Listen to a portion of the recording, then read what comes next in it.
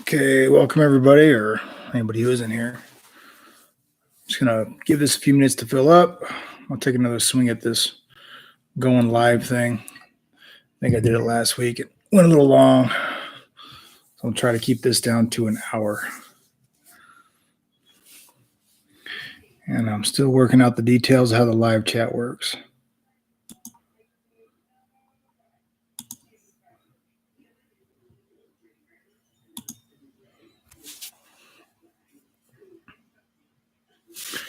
So things to discuss today.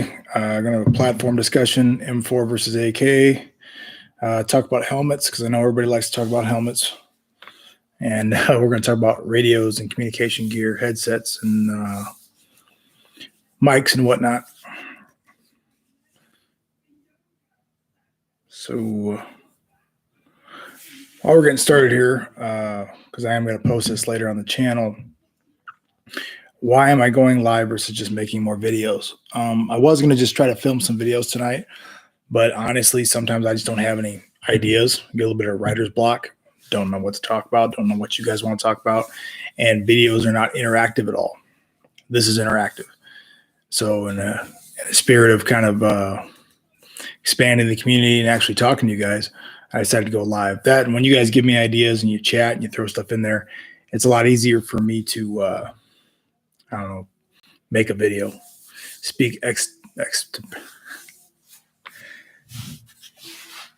a lot easier for me to make these videos when there's people interacting with me and asking me questions. So, thus, the live chat.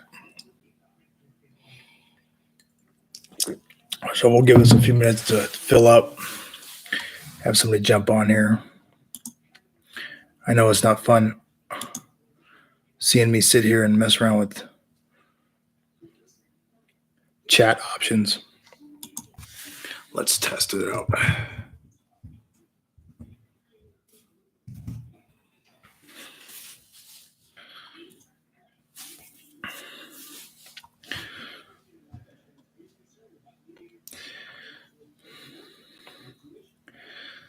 It says there are people here. The last one we did, I ended up posting it. It was like an hour and 40 minutes. In my opinion, it was way too long. Just kind of got off topic several times, and no one wants to sit there and listen to me talk for an hour.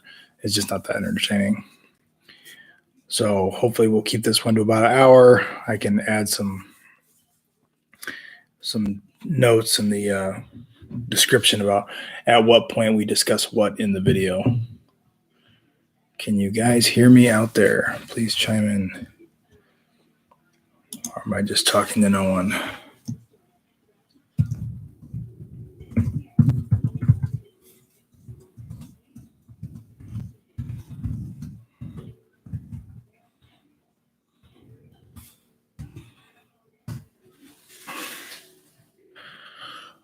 While we're here early in the video, let me go grab this patch I want to show you guys.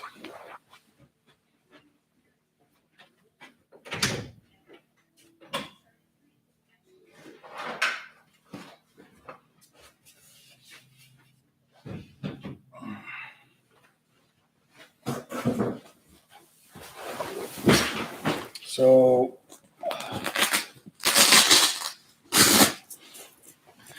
this is a patch I posted on the channel recently. It's made by Poppins Patches.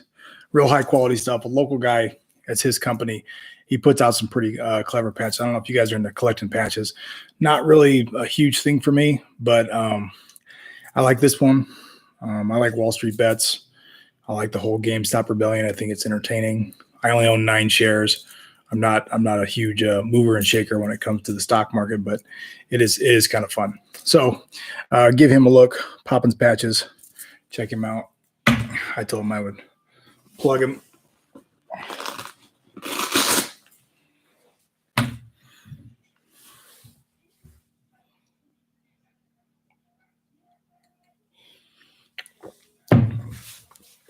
And drinking my John Daniels.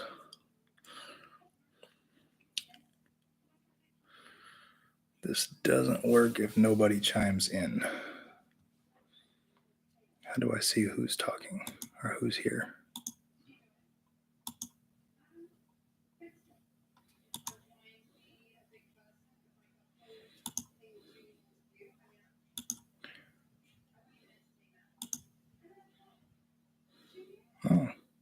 timestamp.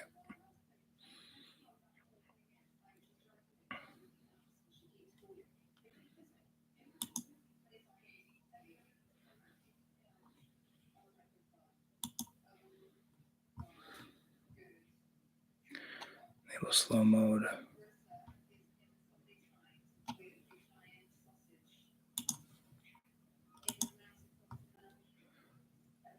Viewers can be sent to Premiere.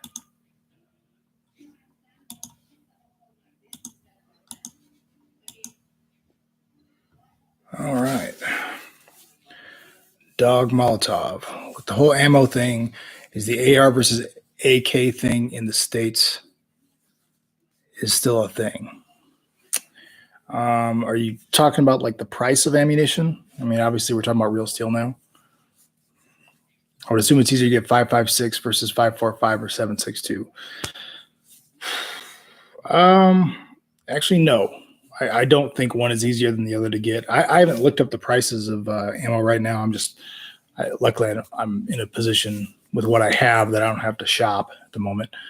I'm glad I don't have to. I've had other friends call me and ask me for if I would sell them some, and I'm kind of holding. I think 5.56 is 75 cents to $1 around right now. I have no idea what 7.62 by 39 is going for. Steel case stuff. I got several big 600 round tins of them. And I think when I bought those tins, they were $210. I have no idea what they're going for now. 5.45 is never been terribly easy to find. I don't have a 5.45 rifle. I wish I did. I'd love to have one in the future, but right now it is kind of cost prohibitive. I mean, 5.45 has always been expensive, but now I think the bear is just finding it. I know you could get a lot of military surplus back in the day. I don't even think it's legal to import it anymore. I know Hornaday, if you guys are familiar with that company, they're like an hour and a half from where I live. Big fan of Hornaday, and they do 5.45. It's probably expensive, but basically all shooting is expensive right now. All ammo is expensive, and it's just just supply and demand. I know there's lots of conspiracy theories about government and whatnot, but I can tell you, even on the police department, we are having some issues finding ammo. It's expensive for police departments. It's expensive for you. It's no different.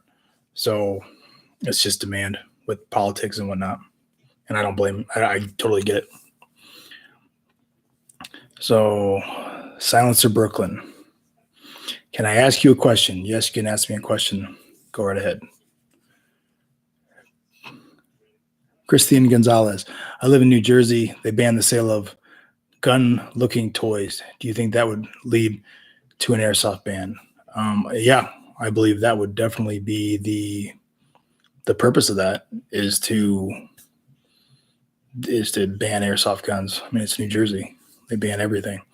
I can tell you from a law enforcement perspective, I worked the street for a long time, 14 years. No longer than that. Anyway, about half of all robberies here where I live are done with fake guns, airsoft guns and whatnot, replicas. And some people are like, oh, we got to stop that. We got to stop people from using fake guns and robberies. And it doesn't bother me. I think it's I would rather have somebody be robbed with a fake gun than a real knife or a real hammer. Because if there's a fake gun, there really was never a threat of any injury. No property, whether it be your wallet or your credit card, is worth getting injured over or killed over. So it's still robbery by statute. A lot of states have laws that if you use a fake gun, it's treated by statute as if it was a real firearm. So I just don't think, legally speaking, that's a strong argument for banning, airsoft guns. People want to ban airsoft guns because they think they look scary and they hurt feelings. It doesn't really make any sense. But it's important for us, as airsoft players, to be, good ambassadors of our sport.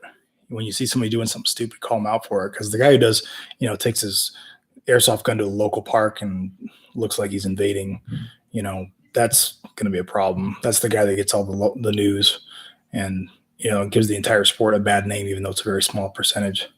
So it's important that we be good ambassadors of our sport. So, now you guys are talking. I just see. I'm sorry. I'm going to murder this name. Adesia Donnelly. How do you think about Glock carbine for CQB use? I'm not a big fan of pistol carbines. I'd rather use a short barreled M4 or like an AK-74U. Even sub guns. I don't like using sub guns very much, but for airsoft, they're cool. I just think they're kind of a dead platform in the real world. But I do love MP5s.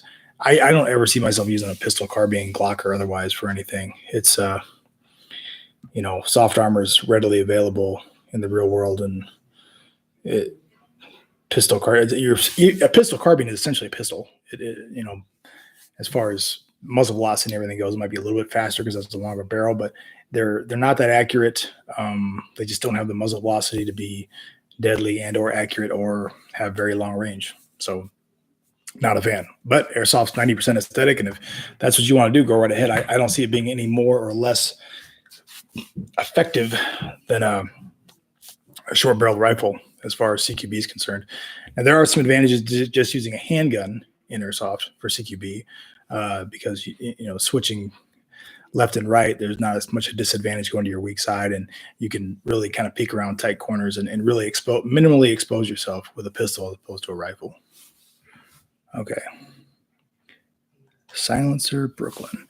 Is it true the police force and the armed forces frames Joe Biden's son for prostitution when Hillary Clinton and 3-year-olds in the bank? I don't care. That's politics, and that's kind of beyond the scope of what I'm talking about here. Airsoft and Milsim, maybe a little bit of Real Steel.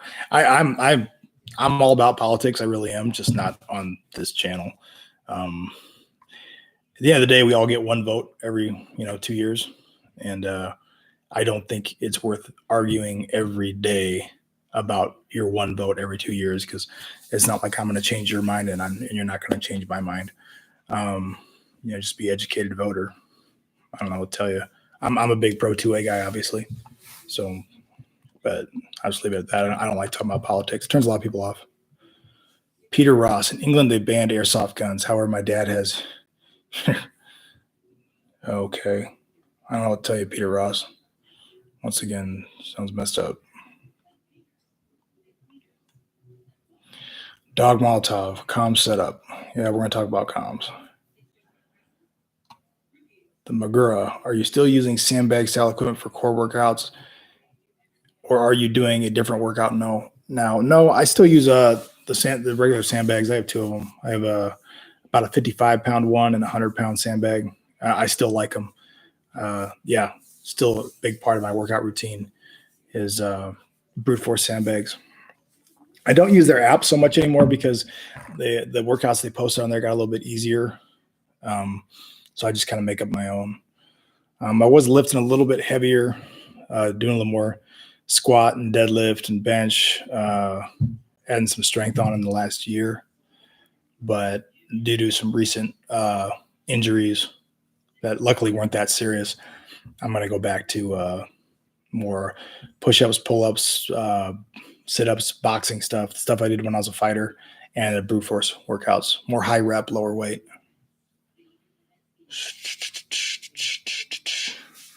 What do you think of using an AK-47 on minors with no? What the fuck is wrong with you, dude? Okay. Getting some weird people in the chat. So I'm just going to remove you. There's some strange folks. Brian Linquinco. Once again, I know I murdered your last name, Brian. I'm curious about your view on using low-end real optics, red dots, low-power scopes for airsoft. That is a good one to talk about. So I prefer using low-end or used real steel optics.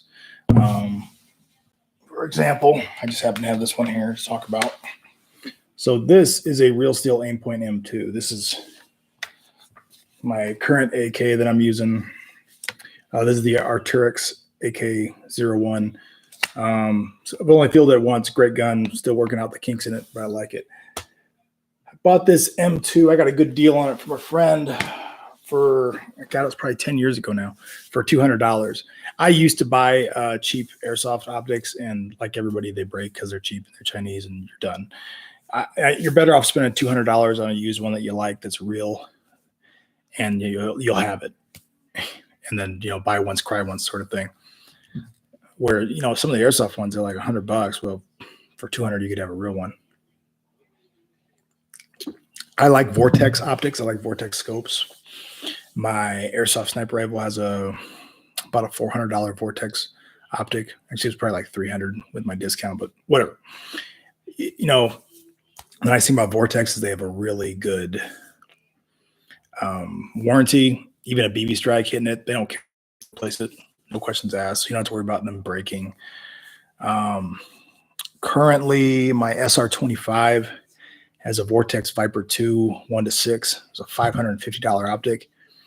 It wasn't supposed to be on there permanently, but it's really just like ammo and all things tactical right now being in short supply. I couldn't find the cheaper version. I wanted to get the Vortex Strike Eagle for it and use that for airsoft. I think those are about $300, but I couldn't find one. So that Viper 2 ended up staying on that airsoft gun a lot longer than I intended. And I discussed it in the video when I talk about the project. Is it way too nice a gun for or optic for airsoft? Yeah, absolutely. It's ridiculous to have a $550 optic on an airsoft gun. Having said that, I enjoy it and it works well, so I'm going to keep using it. I don't see any reason to stop. But I understand why people wouldn't want to spend that kind of money. Yeah, dude, there are weird people on the internet.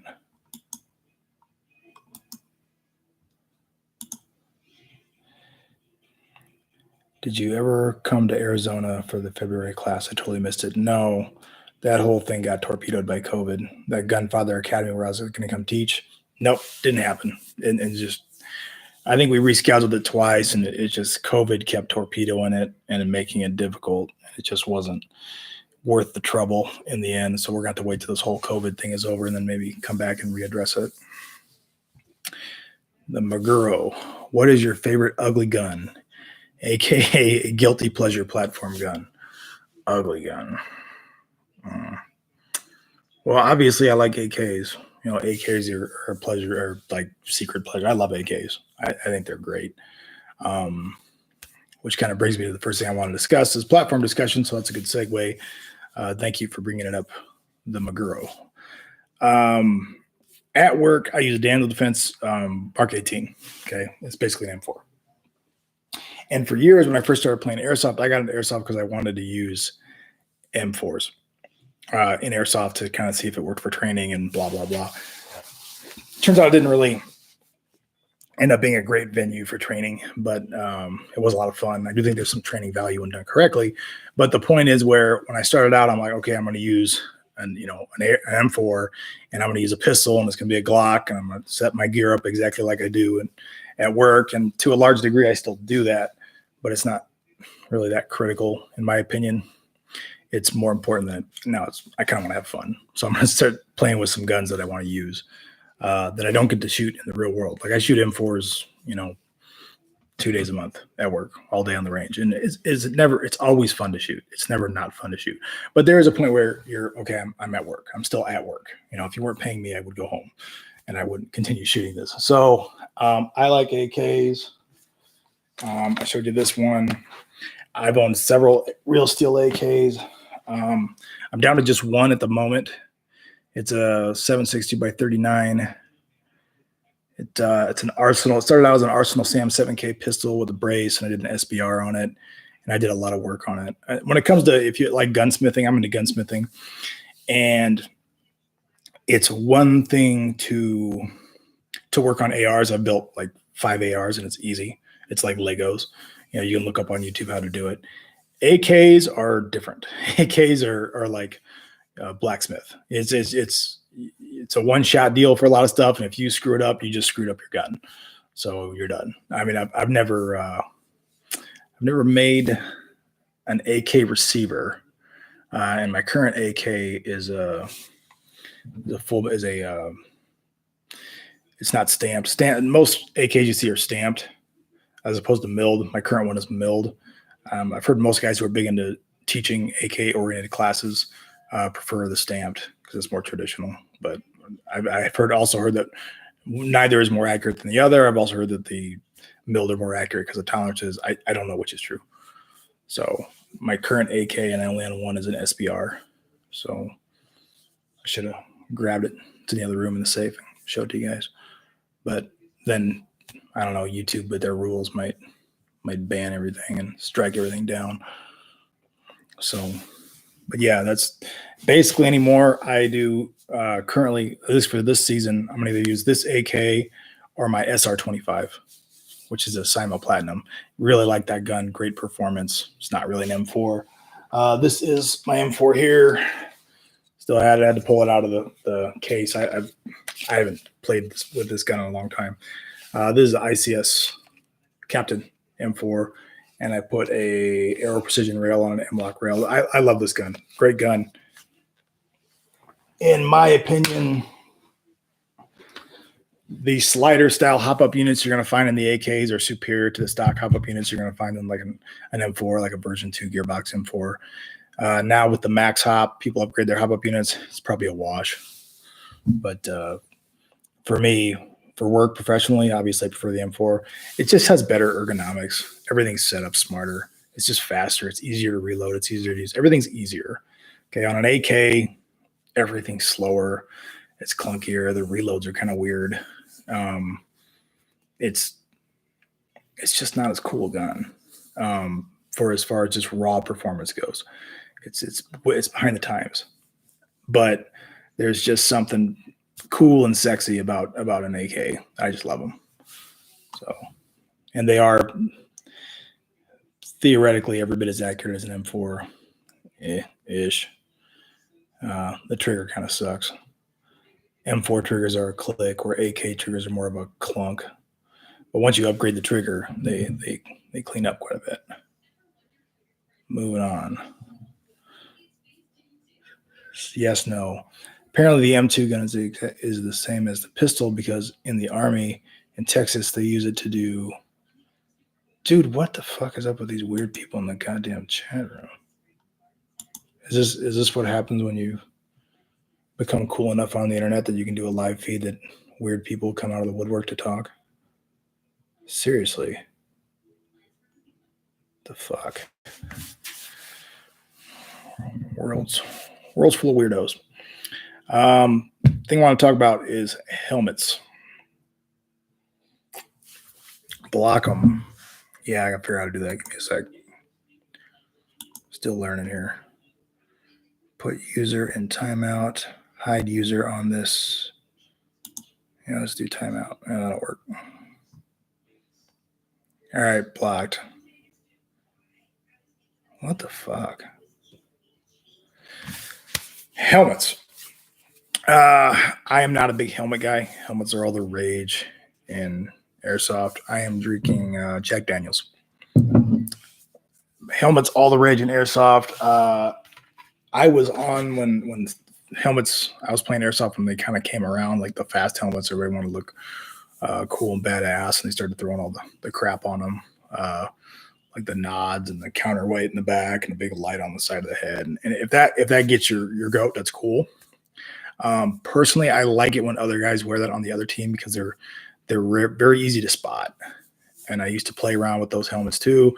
I tried to make them so they were, with the soft covers on them. And there's lots of crap I did to try to make it less visible that I was wearing a helmet.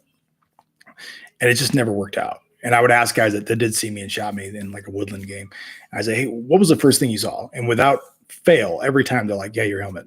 It's just that smooth, big outline. It just doesn't look natural. And it's really easy for the human eye to pick up, and it's easy to spot. And so I like when other guys wear them, because they are easy to spot. And if they're peeking out around a tree or over a little rise, it's just like, oh, there it is. There's that huge helmet. And it's a big target. I mean, when you're trying to maximize your use of cover and you're trying to just barely peek around a piece of cover or peek over, which I would not recommend, but if you have to peek over, you got to peek over. You're just making yourself a bigger target with that helmet, because at the end of the day, of course, the BBs/bullets, they're not real. So you're not really gaining an advantage. Some ops require them. I know a lot of American Milsim ops require them. If you're going to be in a vehicle, you got to have a helmet. For that reason, I have this one. This is a repelling helmet, and I spray painted it, rattle canned it brown, So I usually play tan, so it matches the faction. But when I do rappelling on the SWAT team every other month, this is what I wear. It's just a rappelling helmet, which is a glorified bike helmet. These things cost like $30. So if an op requires me to wear a helmet, I'll bring this. And if I'm not on a vehicle, I'm just going to attach it to my belt because I don't want to wear it because it's hot and it's uncomfortable. And once again, it makes me an easy target to see and an easier target to hit. So I kind of go against the grain of a lot of guys who like wearing cool, fast helmets. I wear a cool helmet at work. You know, when I'm doing the SWAT thing, it's Team Windy. Is it comfortable? Yeah, it's a comfortable helmet, but at the end of the day, I don't like wearing it more than I have to because wearing helmets all day kind of sucks. And most of the time when I play, right here, soft cover. That's it. Keeps the sun out of your eyes. So if you're looking for somebody who looks really cool while they play Airsoft or Milsim or whatever, I'm not the guy. I don't look that cool. I don't. I have camouflage and cap, you know, plate carrier. Not lots of extra bullshit on it. The Maguro. Have experience running an AK-70U with stock folded and Airsoft. I run mine with the stock folded, but I'm more consistent with stock unfolded. Folded stock is much easier to switch from right to left folded. Yeah. Folded stocks are a specific design feature for a specific function. Okay. One is storage. It's just practicality. It's easier to store a gun in a backpack when the stock is folded. Two is vehicle operations. If you've ever used a rifle in a vehicle, it's a pain in the ass trying to maneuver around a full-length rifle in a vehicle. So whenever I do vehicle stuff for work, you're using a handgun, you collapse that stock all the way down. That would be a good reason with the AK-74U to fold that stock in. However, if you're out of a vehicle or you're not, transporting it or not in kind of whatever position you're compromised in, where you can't use the full stock, I would always use the full stock. You're always going to be more accurate. It's just easier to point things when you have that extra point of contact on your shoulder. It's like when you have take a long stick and put it to your shoulder and point at something and see how easy it is to point at, as opposed to take the same. I just want to say that I came to this country when I was 18, just finished high school, came over here. Okay, I don't know why YouTube turned on the phone. As opposed to using a small stick without it on your shoulder and try to point at something, it's going to be much more difficult. It's just rifles are always more accurate. So, and it's because they have a shoulder stock. It's a common sense thing. I do see a lot of people running SMGs and stuff with the stock folded. It's not smart. It's not effective. It's if you're close range, it's going to be good, or it's going to be good enough. But you're always going to be more accurate with the stock. One guy from Ukraine. Have you ever been told that you look like you should play the Punisher? Yes, I know I look like John Bernthal. I've been told I look like John Bernthal all the time on the channel. It's kind of a running gag. Yeah, I'm not John Bernthal. We're about the same size. We're about the same age. I think he's a little bit older than me. But funny story, when he was on The Walking Dead, he was Shane like the first 2 seasons when that show was big. I would get people would come up and talk to me all the time and say, "You look like Shane." And I'm like, "Yeah, I do." And then he became really rapey at the end of the 2nd season, so it wasn't cool to look like Shane anymore. But then he went on to do lots of other cool stuff, like be the Punisher on Netflix. So it was cool to be John Bernthal again. But yeah, he's even got a fucked up nose like mine from being broken. So yeah, I'm not John Bernthal. But yes, I get told all the time. Hi from Germany. Hello, Kobe from Germany. Love your vids. Keep it going. Thank you. I appreciate the support. Been trying to put out more lately. I'm trying this live thing and seeing how this works. I'm a little bit of a perfectionist. I'm my own worst critic. So for every 2 videos that you guys see that I post, there's another one that I make and I don't post it at all because I just don't like it. There would be something about the content or the tone. I just don't like it and I can't get my head around it and I just delete it and scrap it.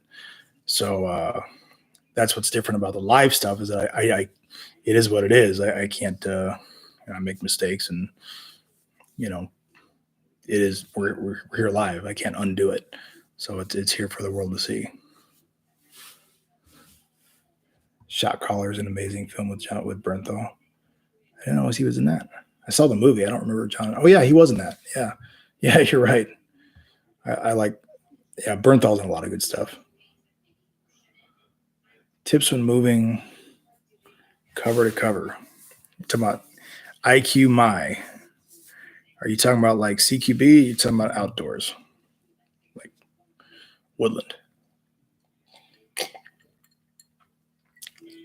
Generally speaking, I would say you should always fight from cover, because whoever has cover generally wins.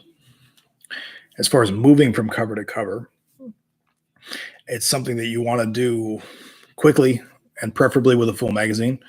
Reload if you think you've shot half your magazine or more. Reload before you move from cover to cover, and don't hang out there. Cross it quickly. Obviously, if people know where you're at, you want to put suppressive fire on people who are engaging you before you move. You can do your own suppressive fire. Just start from your cover, start engaging the target, and as you see them, go behind their cover, and move quickly and keep bucking a couple rounds up there just to keep their heads down. Nothing wrong with that. But that's when people get hit the most, is in the open. Always be thinking cover. Your mindset should always be looking, where's the next piece of cover? Where's my next angle? And how can I maximize the cover I'm on? Where's a better piece of cover than what I'm using? All that.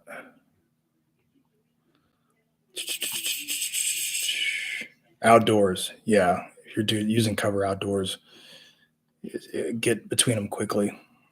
Now, if you don't think you've been spotted yet, like in woodland, it's kind of like hide and go seek. It's who sees who first in range. Then you don't want to move quickly from cover to cover, because that fast movement, the eye is attracted to that fast movement. So you running really quickly, that's going to draw the people's eye. So if you haven't been detected yet and you think you're still, on sneaky sneak mode, then by all means go, low and slow is best. And then you move. And we would often, when I played a lot of woodland with my old partner, we would stop and just kind of listen, because you're going to hear people a lot more before you see them. But we'd be moving, and everybody would take a knee and just stop and listen for a while. So you don't, if you're not compromised yet, you can go a little slower. You should go slower.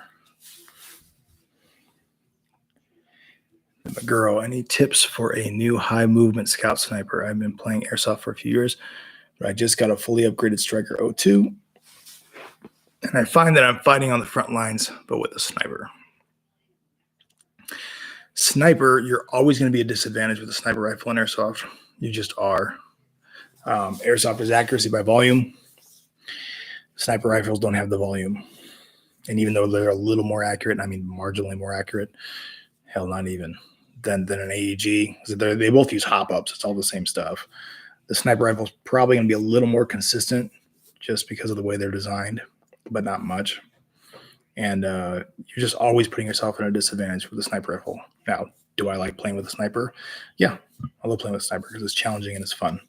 And I like having the extra range of having the higher FPS limits.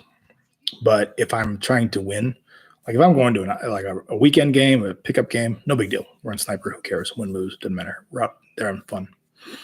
If I'm going to an op where I paid money to be there, a lot of money, and I've traveled and I'm competitive, like everybody's competitive, and I want to win, I'm using a DMR. Or if there's lots of CQB, I'll bring, my M4 or something. But if I'm trying to dominate, the field, the battlefield, and be like really helping my team out, holding down good corners, holding down good lanes, really, manipulating the entire game, DMR is the way to go. It's a little less range, but man, that volume, you're pretty much right there with all the riflemen. So honestly, the real king right now is the way most places use their rules are the support guns. If your support gun can go up to 450 with .2s or whatever the hell the joule rating of that is, you got a really well built, like an HPA support gun, man, you're going to dominate. Those are really the best guns right now as far as raw effectiveness. So high movement scout sniper. I mean, if you were going to do a sniper, I would do one that was with a light, sniper rifle. I do like those Striker O2s. I think they're cool. I've just never gone through upgrading one. I almost have. I had a guy at a game last weekend had a CO2 powered one that I thought was pretty neat. So it was really small and light. Could be a lot of fun. I don't think it's going to be particularly effective, but airsoft isn't always about being effective. It's about having fun. So, have you tried HPA and airsoft, and when yes, what do you think? I have used other people's HPA guns.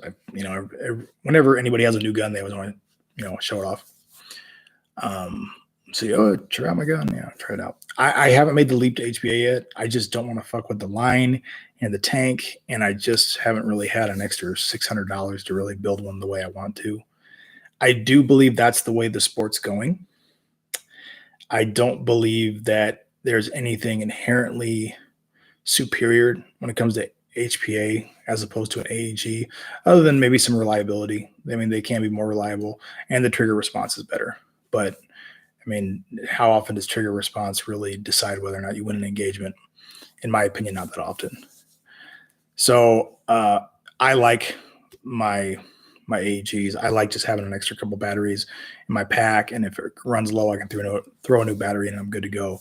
It's a lot easier to carry extra batteries than it is extra tanks.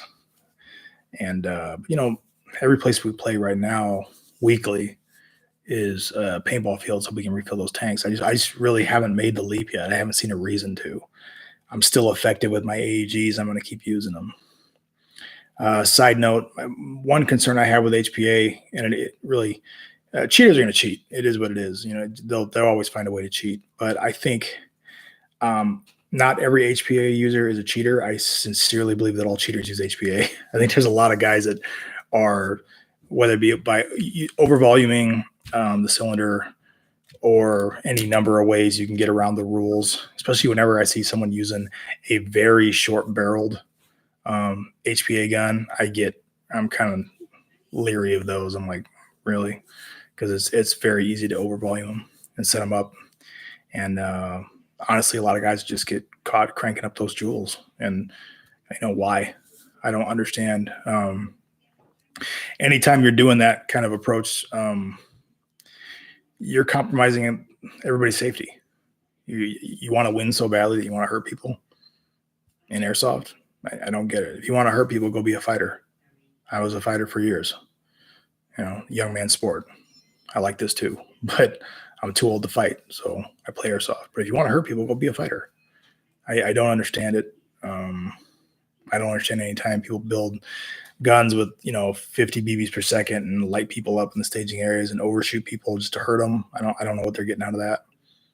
I think it's ugly. I think it's the ugly side of the sport. I think it's honestly, if you some of these videos you see, like at some places in some of the more bigger CQB fields, like in California, where these kids like shoot each other in the staging area and the game's not even on and they're lighting each other up. That's assault. That's assault, and you should be charged. You don't deserve to play this game. So it's a crime. Treat it as such. Oh, I'm way behind.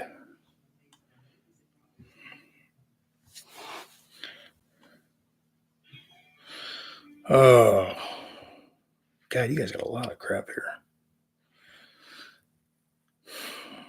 Hiram, I've been running the M4 platform since I started playing and joining RPK gang to change things up. Absolutely. It's all about fun. Pick what you like and run with it. Yeah. Unless you have a badass leaf suit like Kicking Mustang. I have cool leaf suits. They're okay. They're hot.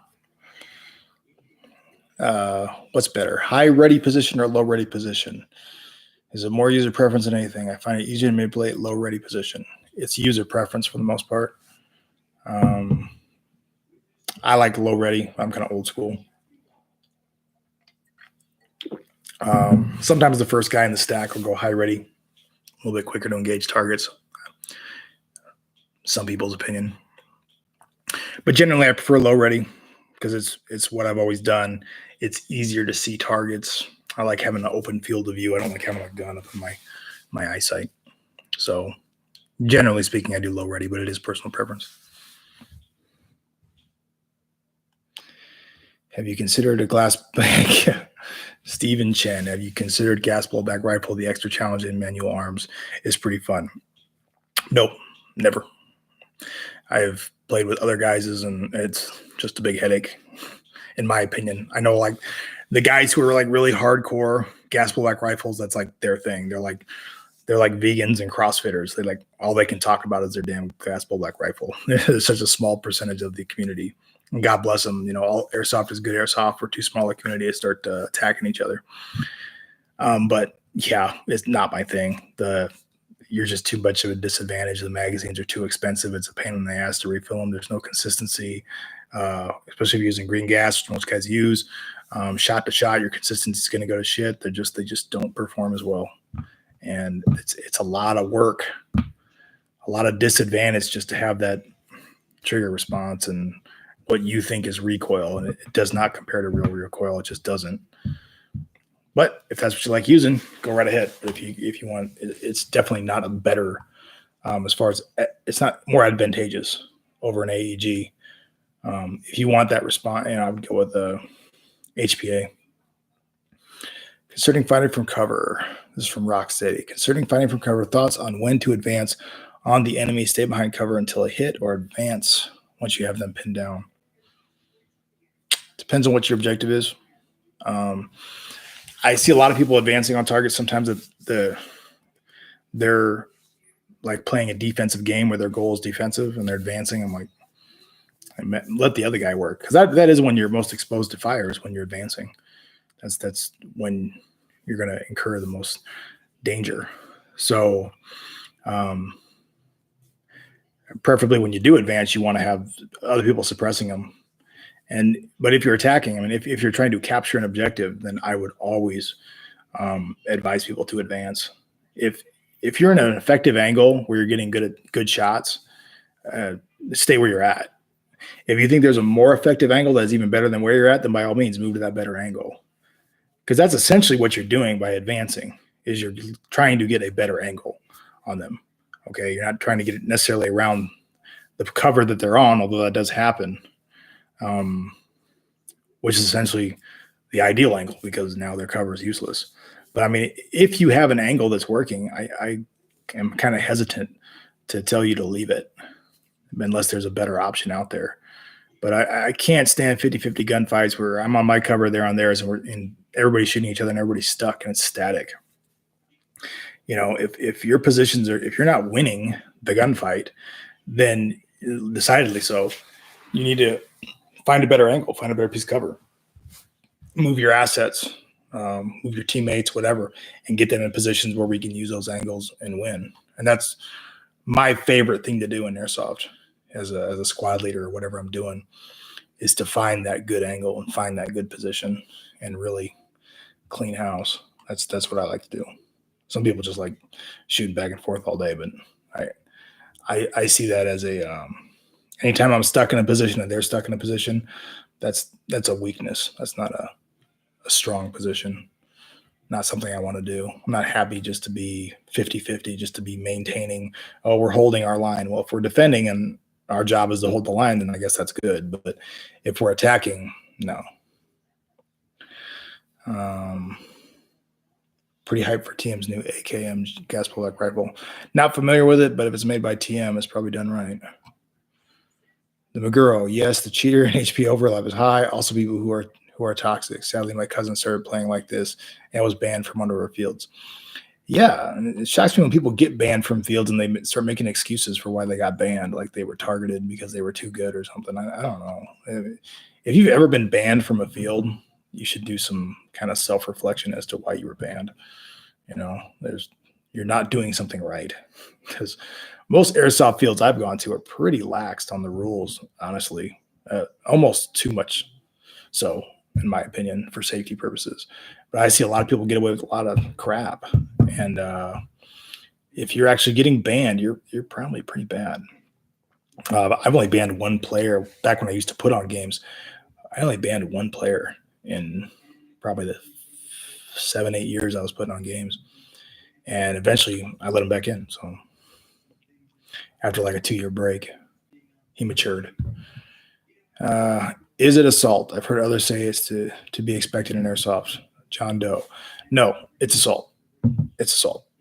If you're playing the sport and you're in the context of a sport, okay, like let's use a sport I love, boxing, okay, and we are in the boxing match. The match is going on. Okay, that's not assault. That's the sport. Okay, but let's say the match is over, and the other guy gets declared the winner, and I'm upset about it, and I turn and I hit him.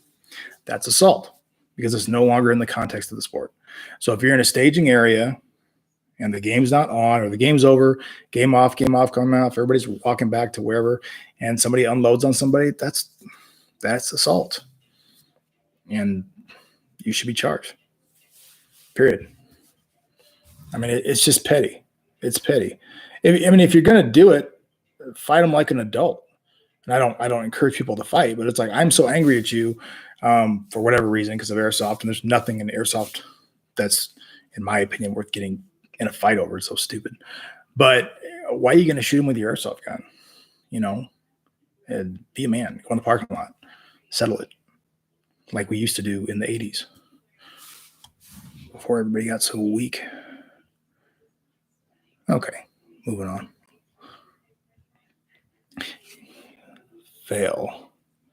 Can you discuss more about your experience with the Leaf suits, Viper hoods? Are they useful for a mobile assault role or stationary only? In my opinion, they're better, more stationary. Once you start moving a lot, you're easier to pick up. Granted, you move and then you stop, and once again, you're stationary. So it's always good to have them. They take some doing. They take some work. You got to have the right time of year and the right environment. It doesn't have to be like dead on match to the environment, but it helps to be about 90% match. Because if, mine is very brown. And in the deep summer when everything's green, it's actually probably a detriment to me, because even though it still breaks up my outline, it's a brown outline. So people can, more easily spot you. Yeah, I prefer using them like where I'm at in Nebraska. When it's like really green in the summer, you can wear damn near anything and stay hidden because it's just so thick. So I think the best time to really use those hoods and those camos is in the spring and the fall when it's more brown out, and that's when they're really going to make a difference. They take a lot of getting used to. You gotta like for mine, I gotta wear a ball cap. If I'm not wearing a ball cap, the edge of the hood's always moving and shifting and getting in my eyes, and it's a real pain in the ass. And it can be a little bit claustrophobic, especially when you can't. So you got that hood up, and it's really hard to see to your left and your right, and you don't realize how much you are always have your head on a swivel in a game until you limit your field of view. So it can be kind of difficult to get used to. And there's times when even when I have it on, I'll throw it off because I want to see. It's more important because we're assaulting and I need to see everything. And there's times when I'm holding down a lane where maybe my right side is secure. It's the edge of the field or whatever. And I'm more comfortable limiting my view because I know where the enemy's coming from. And I know generally over here, there's nothing, and there can't be anything over here. Then it's a lot easier to use them.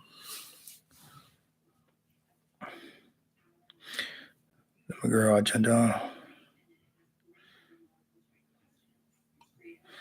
Oh, back to assault. Yeah, it's just an assault report. If it happens in a jurisdiction, you can arrest them for assault. It's not complicated. It's a simple investigation.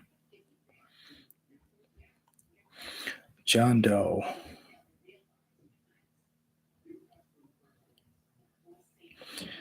Also, at what point do you pack up and leave? I've had dudes get in the face for not using surrender. I'm here to play, not fight. Yeah. There's no reason to get angry in airsoft.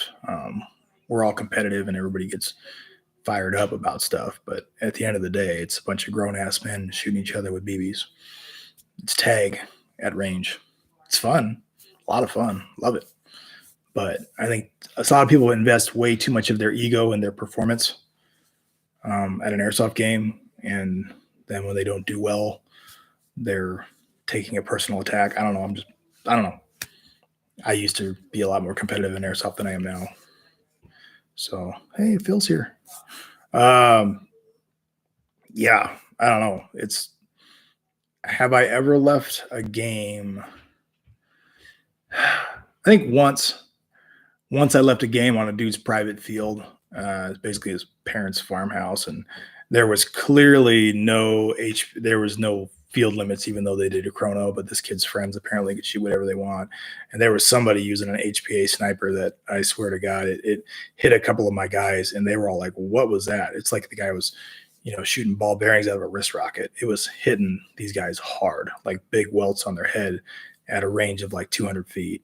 And we packed up and we left. And I told the kid, I'm like, that's not safe. I actually put a red rag up and I went looking for the kid. I couldn't find him. But I was like, because I think he saw me coming and scurried off the field. But I said, we're not playing here. We're never going to play here again because you clearly don't care about safety. And, you can say I'm a wuss or not, whatever. Been there, done that. I've done sports that were all about fighting. That's why I'm so pretty. You guys ever wondered? That's why my nose is messed up and I got this big scar. It's all from fighting.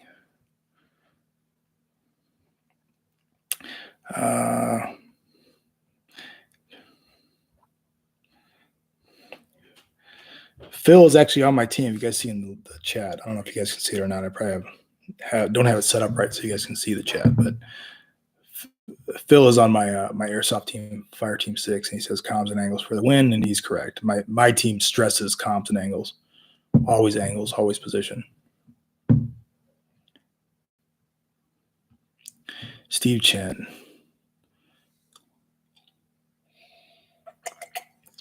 Gas pullback rifles are definitely pricey, but TM's ZET system M4s changed the game in terms of reliability, consistency. Not sure how easy they are to get in the U.S., though. I'll look into it. Oh.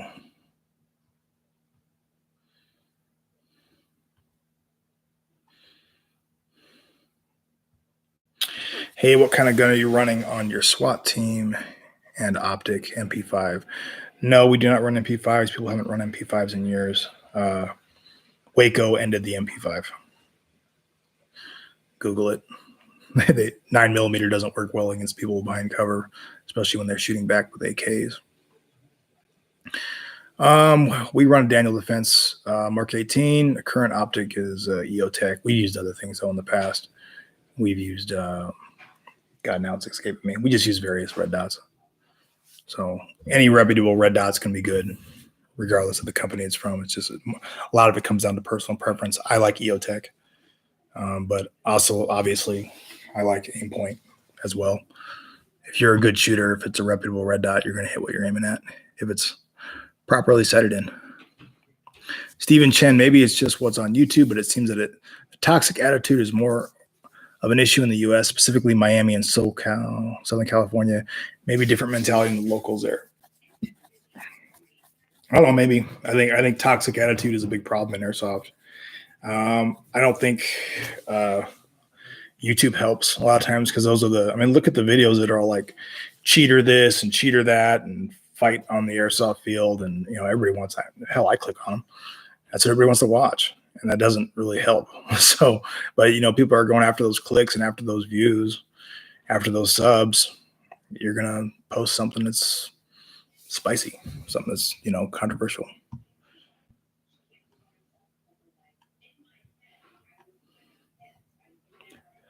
Thank you for telling me you can see the chat. I appreciate it. I guess I should have figured that out when somebody else commented on the freaky people chiming in, huh?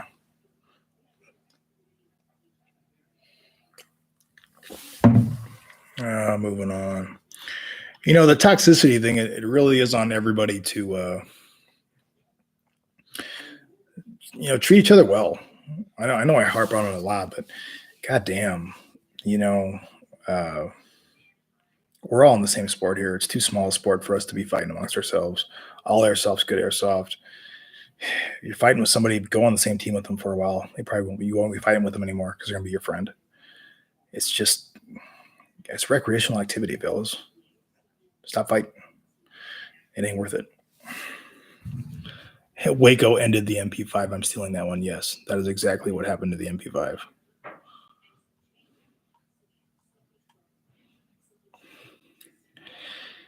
John Doe, if you were king, what gear do you wish your department would allow you to use on your primary? Oh.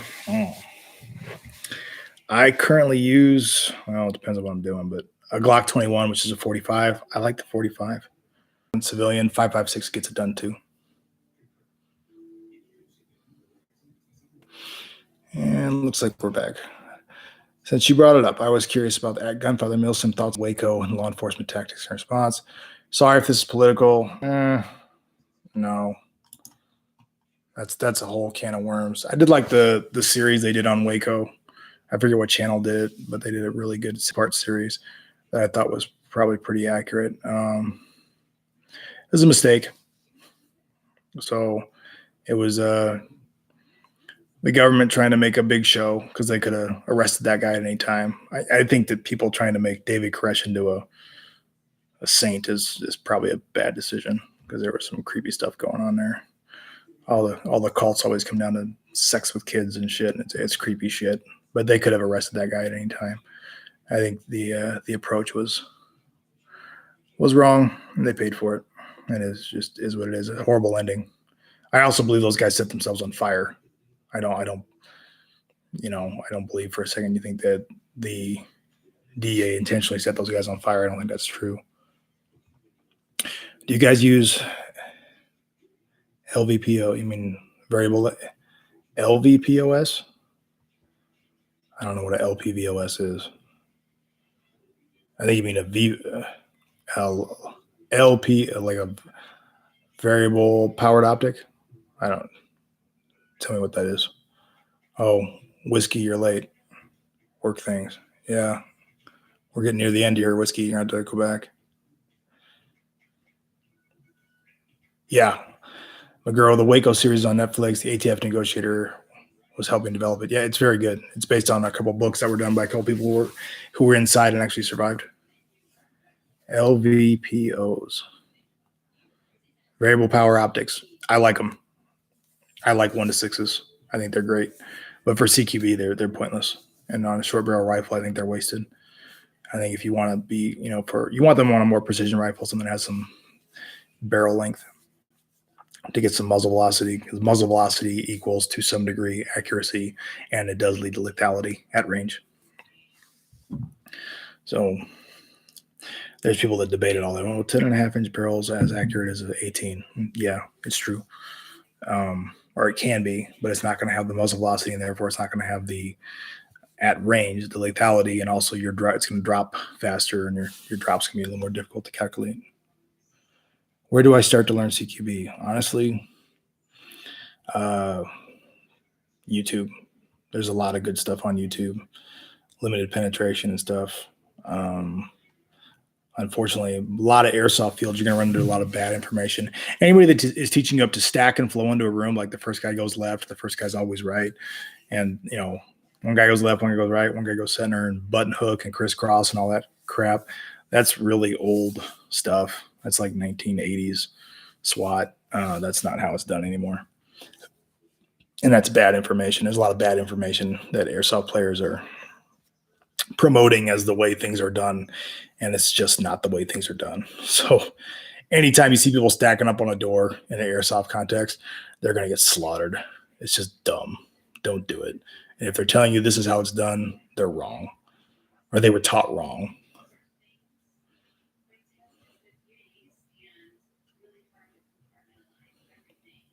New subbers of Tyler Sorg. New subbers of yesterday. Thanks for the CQB videos. You're very welcome. Hiram, I use those optics for outdoors so I can make sure I'm hitting the person and not falsely accusing people of cheating. Yep, it's nice having it. I have one on my DMR. I think I set it on 3 most of the time right now. I was using 4, but I found 3 works a little better. Just the 3 power. But if I'm doing some sort of scouting, surveillance, or trying to figure out is that guy on my team or not, I will crank it up to 6 if I'm in a safe position to do it. Yep, LPVO, low power variable optic. What grenades, if any, do you use? I use Thunderbees, and they're old school. But I had a lot of people that knew I still used Thunder Bees, so they kept giving them to me, like the ones they had left over when they switched to something else.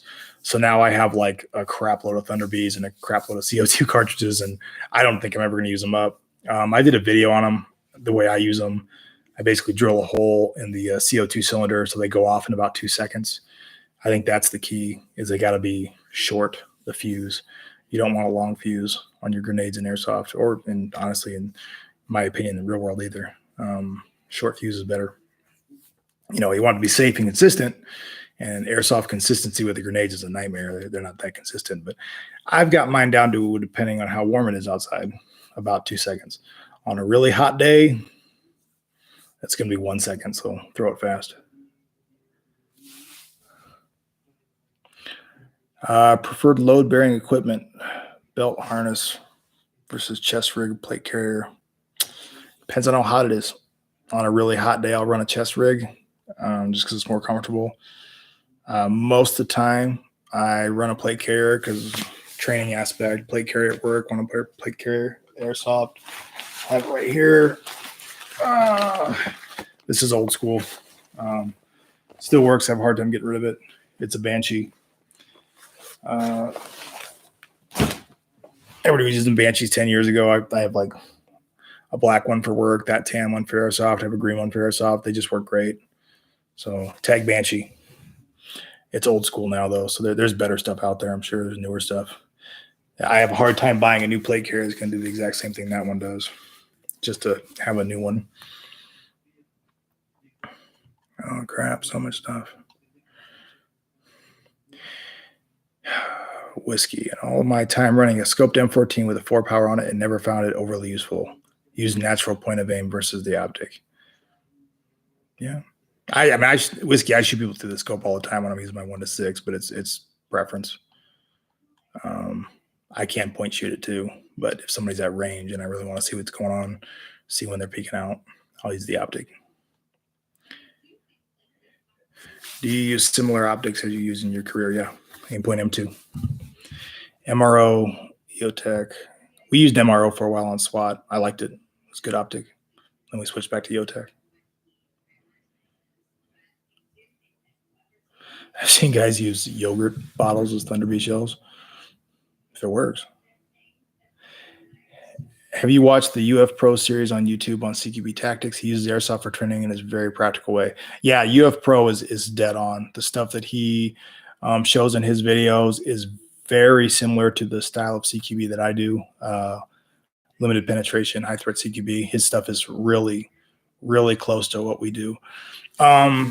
He does a lot of stuff with quick peeks on rooms that we don't do, and I think is really interesting. I've been wanting to try it out, play with it a little more. He does a lot with quick peeks that we don't do, and it's neat. I mean, it's very effective, and that all has to do with OODA loops, and he's onto something there that I want to look at. I'm learning. I'm learning like everybody's learning. Still learning crap. No 4-hour. Going to be a 2-hour stream at this rate. No, I'm caught up. I'm at the bottom of the chat. So 1 hour, 5 minutes. Let's see anything else I want to talk about. Radios. I wanted to cover it. I think I'll cover radios real quick.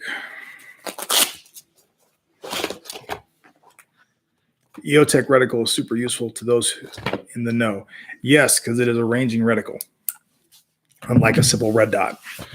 And the fact that it has the donut of death, you can use that distance between those two in an average size human body to do some ranging with it. Pretty primitive ranging, but ranging nonetheless. And also the EOTech's nice. That donut of death is nice because if you're not quite dead on it, because you're prone or modified prone or looking under a car or whatever, you can see where the circle is and then know which direction you have to go to find the dot. Whereas with the aim point, you're going to be looking around. Current radio comms that I use, like everybody else, I use Baofeng because it's great. Back in the day, there were iComms. It's an old Japanese company, and there was a lot of what was the other one we used? The Talkabouts, Motorola Talkabouts. I still have a Motorola Talkabout. Still works great. But now everybody just uses the Baofeng. I think you should spend a little bit more money and get the better Baofeng, not the $35 one, but the more $50 models. Man, they're so cheap. This is the GT5TP. I did a video on it. Cool thing about this one is it's got a rocker switch. And like here, I got a rocker, push to talk. Same thing. There's an up and a down. And if you're running multiple channels, like command channel and a squad channel, it's nice to have that rocker so you can talk on both. Big advantage. That's why I like it. I don't wear the cool headsets guys are wearing now with their cool helmets. I still use just a earpiece because it works. Real world, I use on entries. We have headsets. We have cool sword and headsets and all that cool shit that is noise cancellation. But even at work, a lot of times, if it's not something like an entry, if it's more of a security assignment, earpiece, hand mic. So it's kind of a practicality is king thing.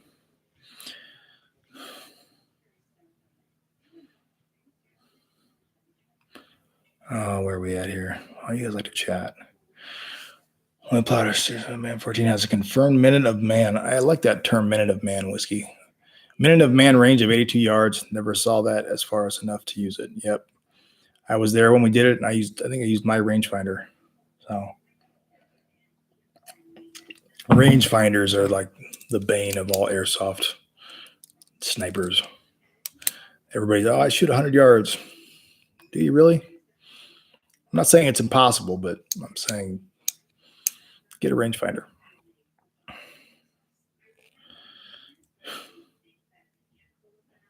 Yes.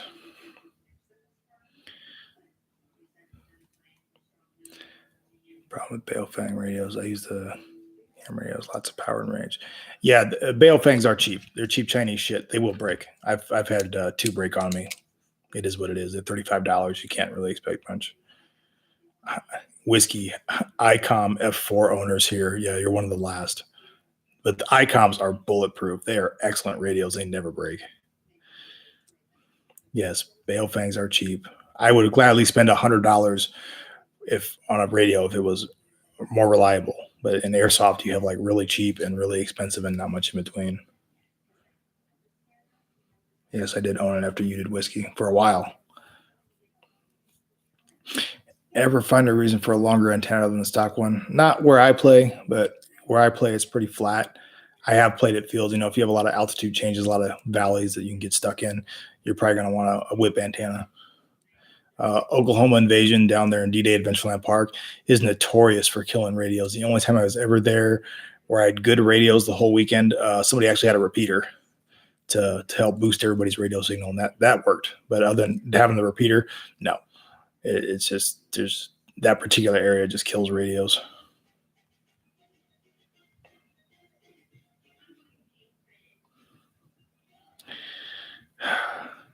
Bernie, I can't do 100, but my SRS is a breeze at 80 yards. Snipers are built, not bought. That's correct. Bernie's a member of our team, or he was a member of our team, and then he got back injury, so he hasn't been able to play for about 2 years. Yeah. Rangefinder surprised me on how far I was actually shooting. Yes, 100 yards is a lot farther than you think it is. Hiram, if you are trying to use radios at a big Milsim, you need a big radio. Those concrete buildings eat weak radios for breakfast. Yes, they do. And I'm not going to get into the whole, radio license and all that crap. But yeah, you need good comms. Without good comms, not going to do very well. I got a big Milsim. Milsims are all about comms.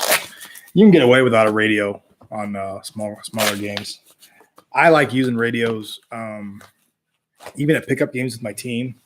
You can just cover more ground if you're, using a radio to discuss what everybody's observing at the same time. That I'm not limited to just what I can see. People can tell me where the other enemies are at. I can kind of get an idea of what's going on in the whole field, and therefore get a better strategic response from me on where I'm going to go and where I can best, help the objective. I think honestly, that's the difference between good teams and mediocre teams.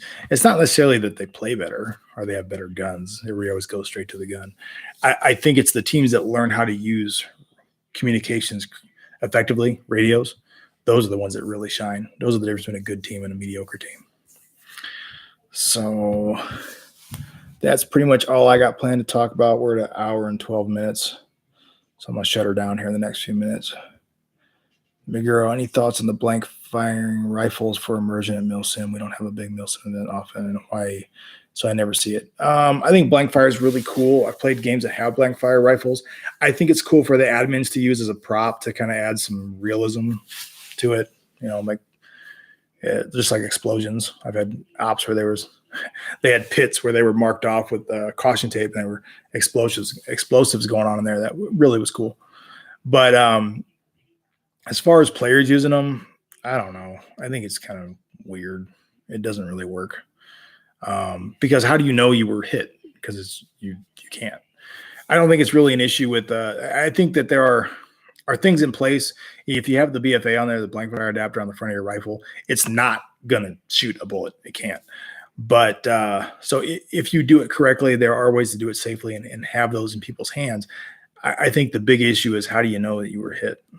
So that gets into the realm of, at least in Airsoft, there is factually a projectile going down range that someone can get hit by. With the blank fire adapters, we're basically getting into the realm of Civil War reenactment kind of stuff, which is a whole different level of geek. That's deeper in the nerd forest than I care to go. And I'm in the nerd forest, okay, but I'm not that deep in it. So I can't go there. But if you have fun, go right ahead. I think that blank fire adapter, that's not Airsoft anymore. That's a whole different thing. You've stepped into a different realm, and you're trying to get airsofters to come along with you so you can play with your BFA and play dress up, which is cool. But don't come yelling at me because I didn't call a hit from your blank fire adapter. I don't care.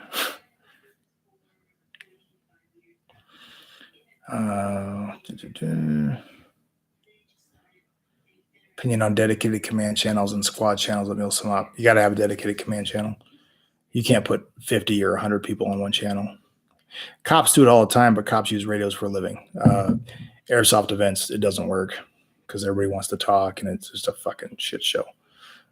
And the squads are just cops are good at using radio channels because we use them all day, and we always have the same call signs. People know who you are. They tell by your call sign who you are, and they know the ABCs: accuracy, brevity, and clarity. They know how to use a radio.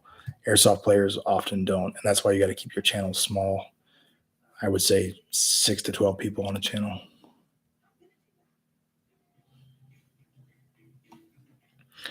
Are these live Q&A scheduled? I got in here too late and missed the last one.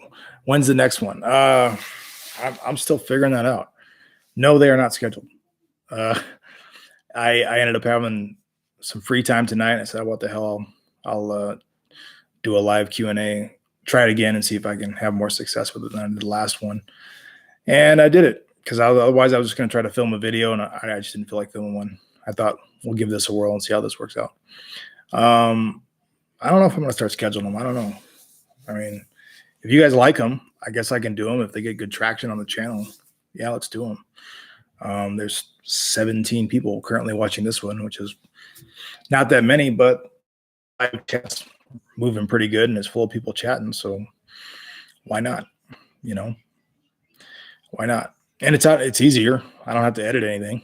I send it. It goes up on the YouTube channel and everything's good to go.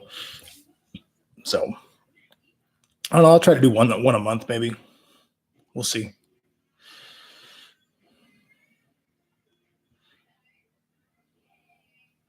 This was a great Q&A. Thanks. Thank you. Milsim West rules are if you are fired on by a blank fire and they have you dead to rights, or if you are out in the open, you can't get to cover quickly, you are supposed to clear yourself out. I'm sure they do. Tuesdays with Robs. No, we can't always do it. My schedule's a train wreck. Not so much my work schedule, my custody schedule, and it's tough when I have 50-50 custody of my kids, and when my kids are here, it's still even though my kids are not here. Obviously, I don't have my kids, so I can sit down here. There's an Xbox in front of me that if my kids were here, they'd probably be playing it. So mostly Fortnite, and I'm horrible at Fortnite. But my son likes me to play with him. Answering questions with a drinking jack beats filming a video. Yeah, you're probably right. Cheers. I watched the last one while I'm working from home. It's a podcasty vibe almost. Yeah, that's what I'm going for, freeform. discussion of stuff, a little more interaction with you guys back and forth. The last one I watched it again. I didn't like it because it was too long.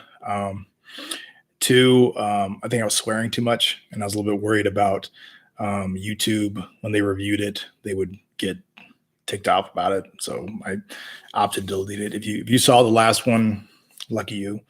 There were like 225 views when I deleted it today. So we'll try to clean them up in the future. YouTube, their restrictions on videos is a real thing. You got to be careful. And I'm just now getting to the point where I'm maybe getting popular enough to be on their radar. Maybe not. Maybe I can still stay below the radar for a while because I'm not that cool. But I don't want to put the effort in making something and have it get axed. I mean, hell, they have algorithms that can detect if you say a name you're not supposed to say because, freedom. But whatever. That's how long I've been on Xbox. Is I have a really simple one. That's me, or it's my son. So if they're playing poorly, it's me. I'm garbage at video games. I'm horrible. So, and if they're playing well, and you hear a prepubescent voice saying "Get owned, noob," that's my son. So I'm gonna shut her all down. That's long enough. Gone about 18 minutes over where I wanted to go. Thanks everyone for joining. Thank you for being in the live chat and participating. This doesn't work if you do not participate. I'm going to shamelessly plug patches here. It's my Gunfather Milsim patch. My first order of these was 50, and I'm down to less than 20. And oddly enough, I send more of them or as many overseas as I do here in the United States. I've sent them to South Africa, Germany, several to England, France, and Spain. I've sent them, and one to Canada. And oddly enough, one to North Pole, Alaska, which was a funny story. But so yeah, I have less than 20 left. If you want one, send me a message on the Facebook page, Gunfather Milsim, or email me at gunfathermilsim@gmail.com. And I will arrange to send you one. They cost about $8 here in the U.S. If I got to ship one overseas, it's probably going to be about $21 because about $15 of that is shipping. Okay. I don't make a dime on them. I'm not making my millions on Gunfather Milsim patches. I'm just trying to get the word out. I like seeing people wearing these patches. If you get one, send me a photo with you wearing it in your kit. I'll put it on my Facebook page. I just like getting the word out there. Link for patch. Yeah, there's no link. I just told you. But I just want to stress to you guys this channel is not about me. It's not about any sort of celebrity bullshit. I'm an anti-celebrity, airsoft celebrity kind of guy. It's about the content, and it's about the yes, just to confirm, gunfathermilsim@gmail.com. Yes, sir, that is it. But my channel is about the content. It's about the information. It's about learning to be better players. It's about taking care of the community, and it's about trying to breach the gap between Real Steel and Milsim, because I think there is a lot of common ground there. And I want to see that developed and grow in the future. So thanks for watching. I will see you guys later. Have a good night.